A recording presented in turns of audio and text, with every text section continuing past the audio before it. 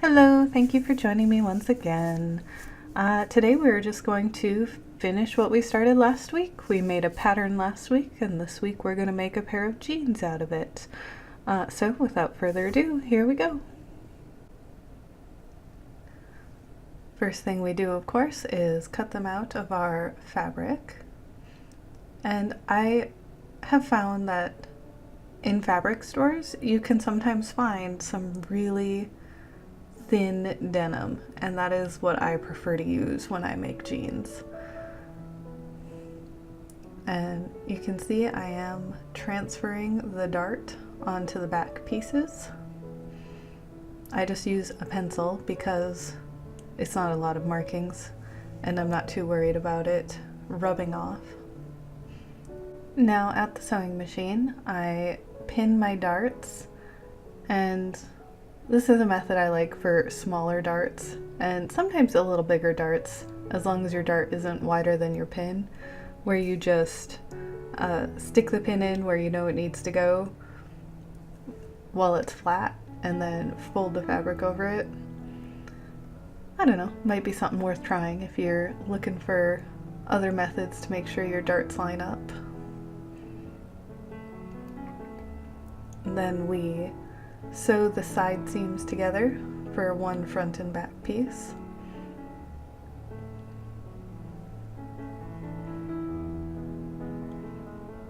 And I know I've mentioned it before, but I do prefer to go top down. It's much easier to fix excess fabric at the hem of something.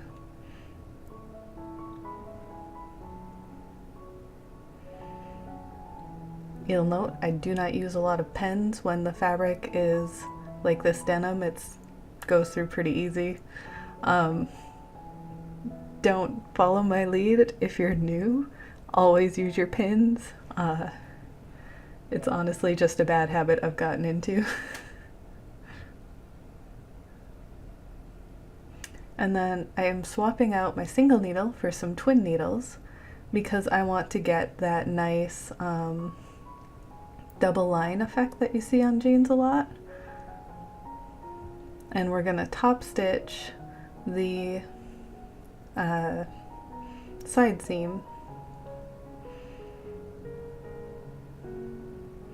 I think it adds a really nice detail.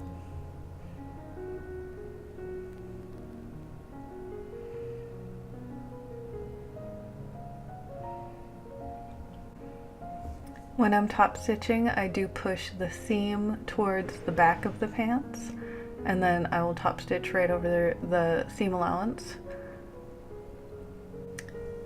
And then I disappear for a few seconds to iron down the hems of the jeans.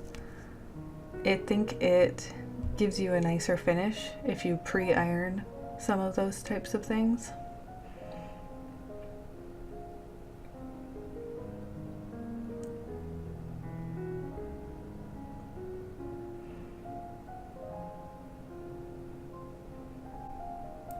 And now that we have all of our top stitching done, I am going to switch back to a single needle. As I do that, I notice that I definitely had black bobbin thread and brown top thread, which is probably another bad habit I picked up from theater, where if you don't have the correct bobbin thread, just get something that's close and nobody's gonna notice. It really hasn't steered me that wrong, but I'm sure there are people out there who are just gritting their teeth to hear it. So I apologize to you. I'm not going to change. But now we are sewing the inner seam of the pant legs. And since this seam is on the inside, it doesn't need to be nearly as fancy or pretty as the outer seam. Which is an interesting thing because they don't make the seam fancy or pretty on big jeans either. I assume because it would be difficult. I don't know. Not something I really thought about until now. But back to the project. Again, I know I've mentioned it before, this is the only way that it makes sense in my head. I turn one leg right side out and then roll it up and stuff it inside so that I can sew the back crotch seam all the way to about halfway up the front crotch seam. And when we drafted our pattern, we marked where that was. And I don't know if I actually remembered to mark it on the pattern pieces, but I guess we'll find out in a sec here.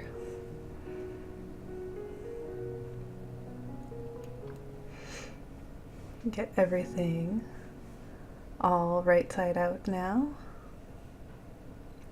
And of course at this point I highly recommend trying it on the doll. Just to be sure, you don't want to go through all the finishing touches and then find out it doesn't fit. So it's looking pretty good. This is, I think, the project where I realized that giving the fly of the pants a little extra tab of fabric is a really good idea. But I hadn't done it, so we're gonna make what we have work. And I mark where the folded edge will butt up against to make a nice fit with my pins, and I slip them off. I did decide to snag some fray check just to fray check that inner edge that's not going to get finished really. I really love fray check. It's not great, it doesn't smell very good, but it's the only thing that really does this job. So, and now that everything's dried, you can see I had the edge folded over to where it looked nice on the doll, so we're gonna stitch that down first.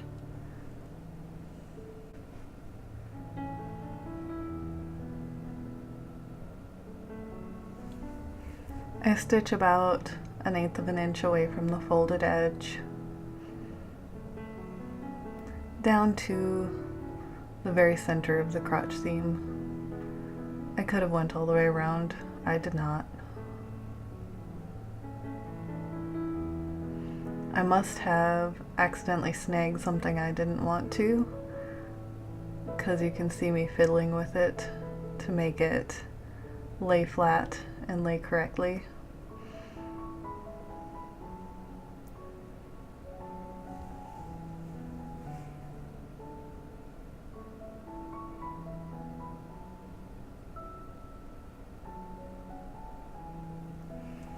So we give that spot another try.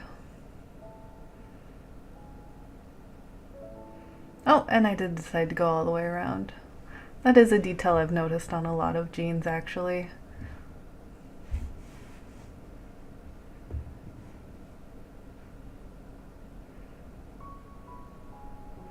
And I give them another try on just to make sure.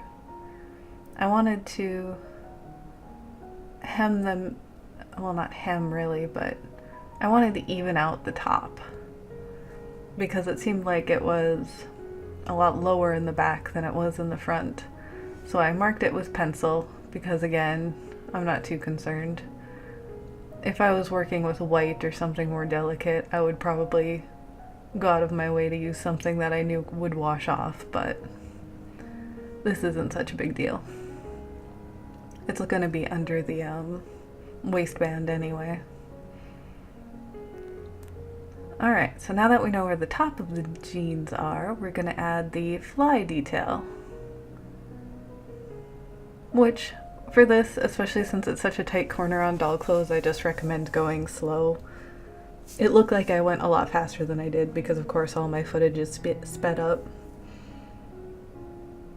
I realized that I had not actually cut any fabric for my waistband, so I decided to rip some. I like ripping fabrics that you can rip because you get straight grain lines.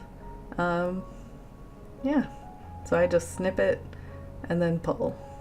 You get extra fuzzies that you have to trim off, but that's not such a problem.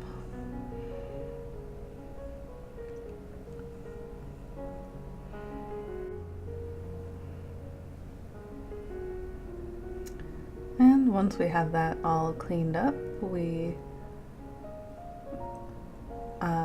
pin it right side to right side.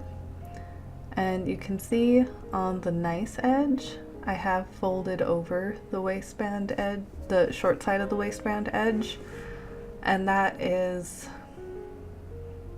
kind of a cheaty way to do it. I wanted to make that edge just a little bit nicer than the other one, because the other one I don't really care about. It's going to be inside the pants anyway. So now we stitch the waistband down all the way around. I do try to make a point of making sure my darts are both facing towards the center.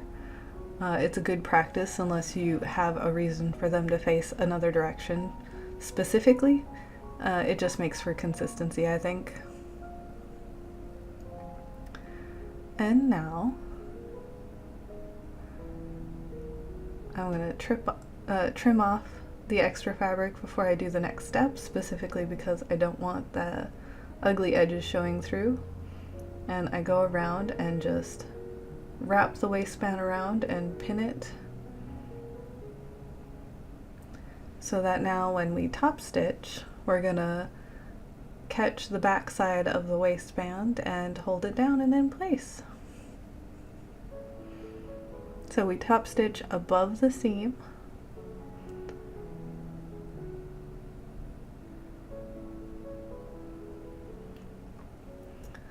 and on reflection, I kind of wish my waistband had been just a tiny bit thicker. It did end up looking a little bit thin in the end. I think that's more of a style preference than anything. And hey, we're done! So that is a pair of jeans that have been drafted completely from scratch. I think they turned out pretty good. Thank you so much for joining me. Please like and subscribe if you want to see more. Bye!